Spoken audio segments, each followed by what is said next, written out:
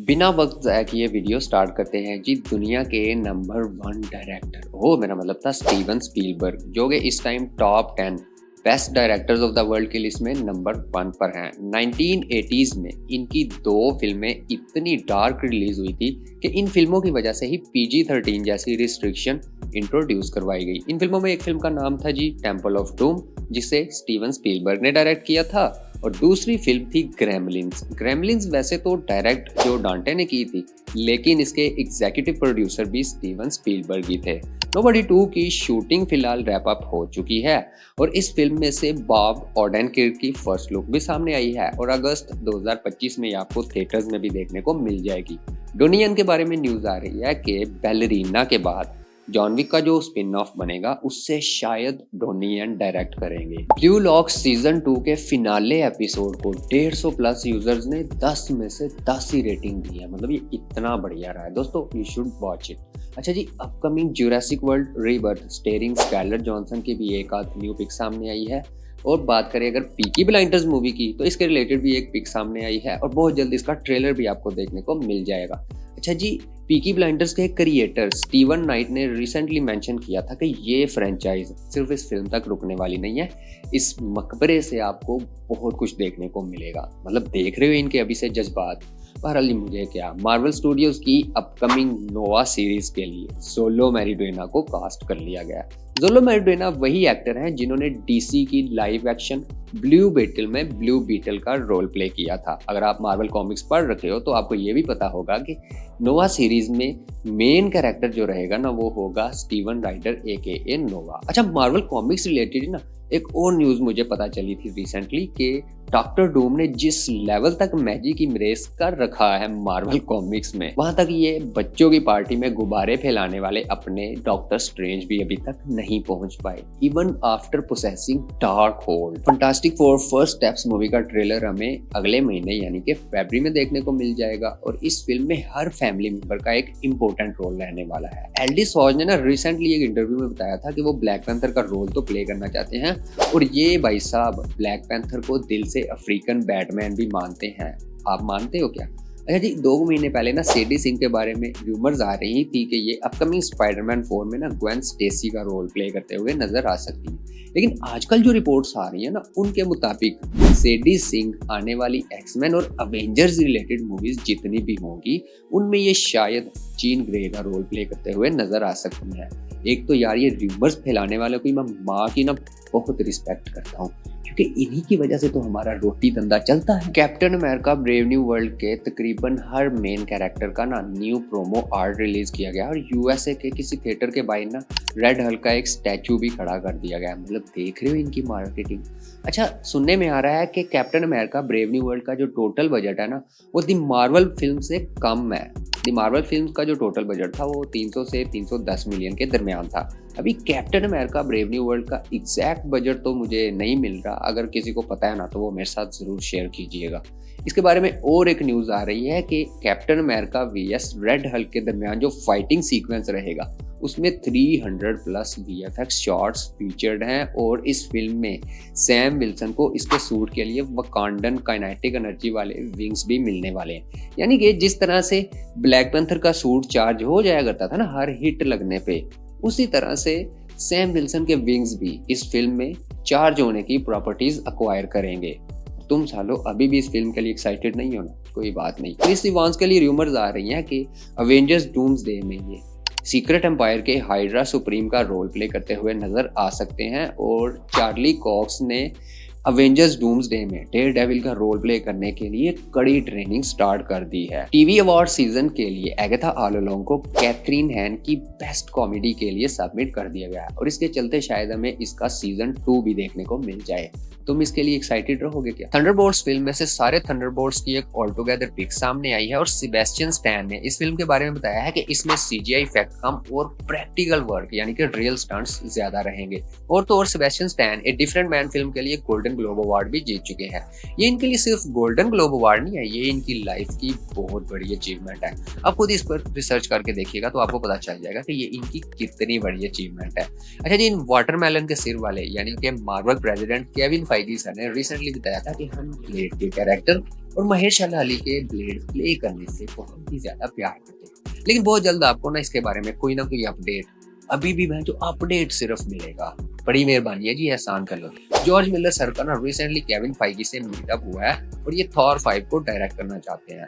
सुनने में आ रहा है जी मार्वल वाले अभी भी वर्ल्ड वार हल्क को डेवलप करने की सिर्फ सोच रहे हैं, काम इस पर कोई भी नहीं चल रहा। बहरहाल मुझे सुनने में आ रहा है कि जॉर्ज मिलर ही वर्ल्ड वार हल्क को डायरेक्ट करेंगे। दोस्तों, जॉर्ज मिलर वही डायरेक्टर हैं जिन्होंने मैड मैक्स और फ्यूरियोसा जैसी लेजेंडरी मूवीज को डायरेक्ट कर रखा है। अच्छा जी, Spiderman Beyond the Spider Verse को 2 नए डायरेक्टर्स मिल चुके हैं। इनमें से एक है जी बॉब पर्चिगेटी, जो कि को डायरेक्टर और एग्जीक्यूटिव प्रोड्यूसर थे Spiderman into the Spider Verse के। दूसरे डायरेक्टर रहेंगे जस्टिन के थॉम्पसन। ये भाई साहब प्रोडक्शन डिजाइनर थे Spiderman into the Spider Verse के और को डायरेक्टर थे जी Spiderman Across the Spider Verse के। ब्रायन टायरी हैंडी, जो कि माइल्स मोरालेस के फादर की वॉइस ओवर किया करते थे, उन्होंने रिसेंटली बताया था कि Spiderman Beyond the Spider Verse के लिए इतना वेट करवाने के लिए तो हम माफी चाहते हैं, लेकिन बहुत जल्द इसके बारे में आपको ना ऐसी न्यूज़ मिलेगी कि इतना वेट करवाने के बावजूद भी आप हमें बहुत ज़्यादा अप्रिशिएट करोगे। भाई विचार तो अच्छे हैं, बाकी देखते हैं। अपकमिंग स्पाइडरमैन 4 में जेंडेया का रोल इनके बिजी स्केड्यूल की वजह से बहुत कम। इस फिल्म में हमें सिम्बियोट्स देखने को मिल सकते हैं। इसमें चार्ली कॉक्स एज डेयरडेविल नजर आ सकते हैं। अच्छा, सोनी के बारे में ना एक बहुत बड़ी न्यूज़ मुझे रिसीव हुई है कि सोनी के वाइस प्रेसिडेंट थे जो बहुत लंबे अरसे थे, पलक पाटिल साहब, वो सोनी को हमेशा के लिए गुड बाय बोल चुके हैं। टॉम हॉलैंड एज स्पाइडरमैन वाली सारी फिल्म्स भी पलक पाटिल सर के अंडर ही बनी थी। साशा बैरन कोहेन के बारे में बताया जा रहा है कि ये मेफिस्टो का रोल प्ले करते हुए नजर आ सकते हैं स्पाइडरमैन 4 में, लेकिन इस पर ना फिलहाल डिस्प्यूट चल रही है। और जॉन ब्रेंथल के बारे में बताया जा रहा है कि ये स्पाइडरमैन 4 में पनिशर का रोल प्ले करते हुए नजर आ सकते हैं। और एंड्रू गारफील्ड साहब ने तो सीधा सीधा ही बोल दिया कि मैं स्पाइडरमैन 4 में बिल्कुल भी इन्वॉल्व नहीं हूँ। लेकिन आपने इस पर बिल्कुल भी यकीन नहीं करना, क्योंकि ये लोग ऐसे ही सरप्राइज देते हैं। अच्छा जी, लॉस एंजलिस में जो ऑन गोइंग वाइल्ड फायर जा रही है ना, आपको पता ही होगा, उसकी वजह से ना स्पाइडर नोआर सीरीज को फिलहाल शट डाउन कर दिया गया है। लेकिन निकोलस केज के स्पाइडर नोआर की फर्स्ट लुक सामने आ चुकी है। अच्छा जी, मार्वल वाले Chris Evans as Captain America और Hayley Atwell as Agent Carter की स्टैंड अलोन फिल्म बनाने की सोच रहे हैं। किसी भी अपकमिंग अवेंजर्स मूवी में ना शैंग-ची उस टीम का पार्ट रहेगा जो कैप्टन मार्वल, वॉन्ग और ब्रूस बैनर ने बनाई होगी। अच्छा जी, अवेंजर्स डूम्सडे में सुनने में आ रहा है कि कई नई वेरिएंट्स नजर आएंगे, जिनमें मेजरली ज्यादातर फिलहाल जो बात चल रही है ना, वो क्रिस इवांस के कैप्टन हाइड्रा और मिस्ट्रो हल्क है। अभी तक अवेंजर्स डूम्सडे की स्क्रिप्ट पर ही काम मुकम्मल नहीं हुआ है। बहरहाल सुनने में आ रहा है कि स्क्रिप्ट राइटिंग टीम के पास ना मार्च तक का टाइम है। देख रहे हो इनके काम। बहरहाल देखो क्या होता है। जेसिका हेनविक के बारे में बताया जा रहा है कि अवेंजर्स डूम्सडे में ये कोलिन विंग का रोल प्ले करते हुए नजर आ सकती हैं। दोस्तों, कोलिन विंग मार्वल कॉमिक्स की ही एक फिक्शनल कैरेक्टर है और ब्लैक विडो की तरह ये सुपर पावर्स एक्वायर नहीं करती। इसी तरह बताया जा रहा है कि केट बिशप, कैसी लैंग, अमेरिका शेविस और आयरन हार्ट भी अवेंजर्स डूम्सडे में नजर आ सकती हैं। और रिसेंटली एक इंटरव्यू में रायन रेनल्ड्स ने बताया था कि इन्होंने डेडपूल एंड वुल्वरीन में निकोलस केज के गोस्ट राइडर की एंट्री करवाने की बहुत कोशिश की थी, लेकिन नाकाम रहे। यार देखो, बंदा शक्ल से तो नहीं लगता, लेकिन है बहुत जीनियस है। अच्छा, सुनने में आ रहा है कि मार्वल के यहाँ ना एक गोस्ट राइडर सीरीज पर काम चल रहा है और ये भी सुनने में आ रहा है कि निकोलस केज वाला गोस्ट राइडर मार्वल की किसी भी प्रोजेक्ट्स में अपीयर होगा। ये कंफर्म तो नहीं है प्रोजेक्ट, लेकिन ये भाई साहब अपीयर जरूर होंगे। आर्नल्ड श्वार्ज़नेगर ने रिसेंटली एक इंटरव्यू में बताया था कि बैटमैन एंड रॉबिन में उन्हें Mister Beast, Mister Freeze play करने के लिए $30 मिलियन मिले थे। तो पता नहीं यार, दिमाग को भी क्या हो जाता है। अच्छा जी, उसी टाइम पे ना आर्नल्ड श्वार्ज़नेगर हिस्ट्री के हाईएस्ट पेड एक्टर बन गए।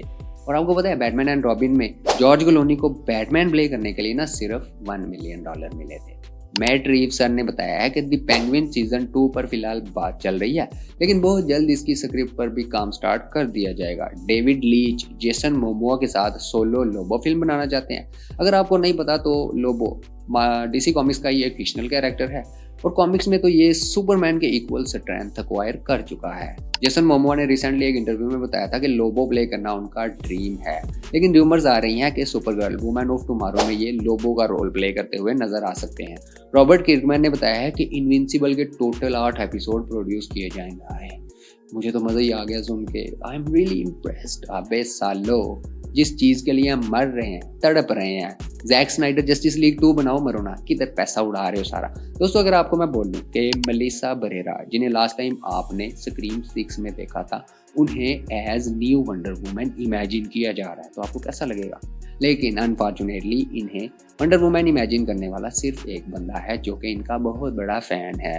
अगर आपका दिल टूटा हो तो मैं सॉरी आपको बिल्कुल भी नहीं बोलूँगा, क्योंकि मैं जानता हूँ तुम साले ठरकियो गैल गैडट को ही वंडर वुमन देखना चाहते हो। और ये जो मेलिसा बरीरा की as new Wonder Woman pic सामने आई है ना, ये उसी भाई साहब ने बनाई है, जोश ब्रोलिन। दोस्तों अगर आपको याद हो, जिन्होंने हैल जॉर्डन प्ले करने से बुरे तरीके से मना कर दिया था। रिसेंटली इन्होंने अपने ऑफिशियल इंस्टा हैंडल पे ना डार्क साइड के फैन आर्ट की स्टोरी लगा रखी थी। अभी एग्जैक्ट तो नहीं पता कि क्या खिचड़ी पक रही है, बट सुनने में आ रहा है कि जेम्स गन के नए डीसी यूनिवर्स में ना जोश ब्रोलिन का कोई बड़ा ही रोल होने वाला है। बाकी आपके पास इसके बारे में कोई बेटर इन्फॉर्मेशन है तो वो भी मेरे साथ ज़रूर शेयर कीजिएगा जी। जेम्स गन ने अपकमिंग सुपरमैन फिल्म के बारे में कुछ डिटेल्स शेयर की हैं कि ये फिल्म एक्शन के मिडल में स्टार्ट होगी। लुइस लेन और क्लार्क कैंट एक दूसरे को ऑलरेडी जानते हैं। लेक्स लूथर सुपरमैन से बहुत ज़्यादा नफरत करता है ऑलरेडी। मिस्टर टेरिफिक का इस फिल्म में बहुत इंपॉर्टेंट और बहुत बड़ा रोल होने वाला है। भाई चेहरे पे नूर देखो ना, बंदा ही इतना ब्यूटीफुल है। I love you. इस फिल्म के अंदर जो फ्लाइंग एक्शन रहेगा ना, वो ड्रोन्स के साथ शूट किया गया और ये है भी टॉप गन मैवरिक फिल्म से इंस्पायर्ड। एक तो यार ये जो टॉम क्रूज बंदा है ना, इसे सदियों तक जमाना याद रखेगा।